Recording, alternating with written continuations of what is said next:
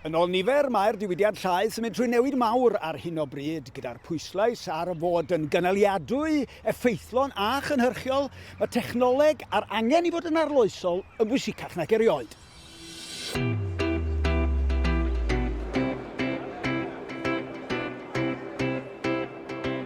Mae sioe Dairy Tech sy'n cael ei chynnal ar faes y sioe yn Stoneley yn ddigwyddiad unigryw o fewn y diwydiant. A'i nod yn syml ydy i yrru proffidioldeb busnes.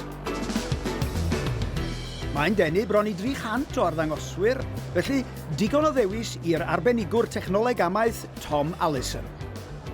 Mae'n ddwrnod eitha bwysig, dwi'n meddwl, i ni gael ddangos i ffermwyr a cwmnioedd eraill beth i ni'n gallu gwneud yn y diwydiant, pwy innovations newydd sy'n dod, a siwt i ni'n gallu datrys gwiniaeth problemau mae ffermwyr yn gwynebu heddi.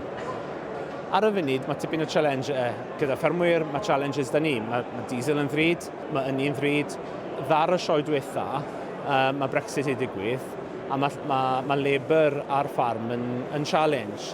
So, pan mi'n edrych ar yr holl problemau mae sy'n gael, mae technoleg eitha ymal yn gallu rhoi ateb i helpu'r ffarmwr. Mae yna sawl arddangosfa mwyn dangos y dechnoleg ddiweddara a llwyfan i siaradwyr gwadd.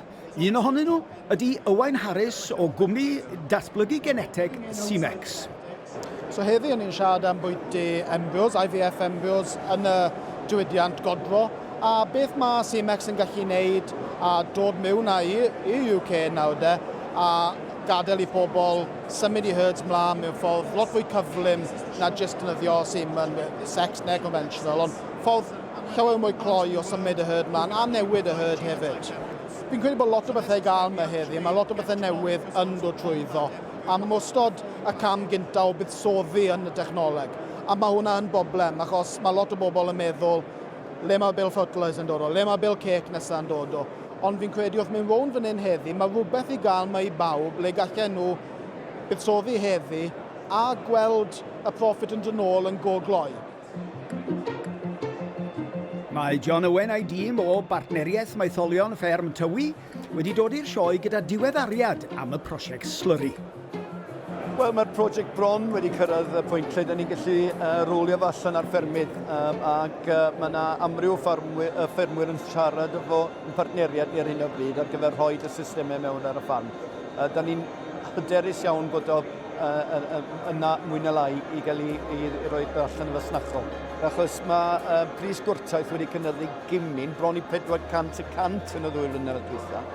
Mae hynny'n danos bod gwneud y defnydd gorau o'r maetholion da ni gynhyrchu ar y ffarm mor bwysig. A mae hynny wrth gwrs wedi tynnu sylw ffermwyr hefyd. Maen nhw'n gweld rwan y mantais o system fel hyn i wella effeithrolrwydd ar y ffarm. Cynllun arall sydd gyda nhw ar y gweill ydy ap tywydd Tywi. Yr ap tywydd Tywi, y gyntaf o'i fath, beth i ni'n wneud yw helpu ffermwyr fod yn fwy effeithiol gyda'i meitholion.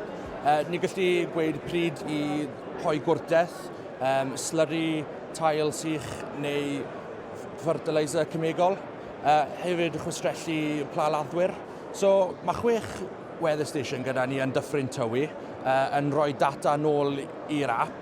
A wedyn beth i ni'n gweithio ar yw system goliadau traffig. So gwyrdd yn iawn i hoi a coch, mae rhaid chi stop a meddwl really, yn bwyty'r tywydd. A os mae mynd i fod effaith ar amgylchedd. Ond ar y blwyddyn ni wedi cael ar tywydd, mae o'n edrych yn addawol bod e'n gweithio yn effeithiol. Really. Fi'n credu bod cael data byw fel hyn yn mynd i fod yn help mawr yn y dyfodol i allu gwneud penderfyniadau ar ffermydd. A dwi'n credu bod polisi gorfod ffitio mewn efo hynna. Pwy bwynt datblygu technolegau newydd os nag da ni'n gwneud defnydd llwyr ohono fo? Da ni mewn trafodaethau efo'r Llywodraeth a sut falle gallen ni ddefnyddio y gwybodaeth da ni'n gynhyrchu fel hyn i helpu ffermwyr i wneud penderfyniadau call a saff ynglyn â gwrtaeth ar y ffermydd.